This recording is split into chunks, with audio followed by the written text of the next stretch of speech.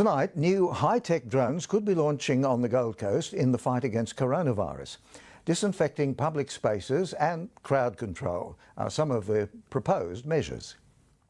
The fight against COVID-19 taking flight. Drone technology is allowing aerial spraying of ozonated disinfectant up to 2 litres a minute.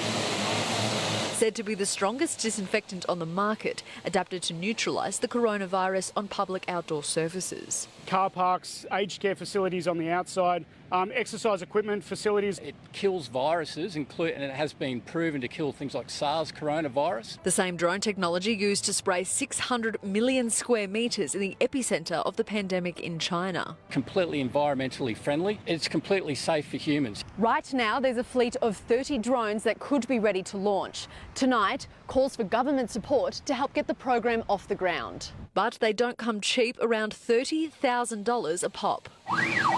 And this is life-saving in a world of social distancing. This is an announcement from a drone. The Westpac Little Ripper drones doing crowd control, broadcasting messages to those breaking the rules, keeping the public and lifeguards at a safe social distance. It's particularly helpful if there's people in the water, and especially a long way out to sea. We can fly out, advise them that the beach is now closed. If we can return the quality of life to Australians by offering this service and getting them back out into the public where they don't feel as exposed as what they potentially do right now, we're winning on all fronts. Sally Guyt, 9 Gold Coast News.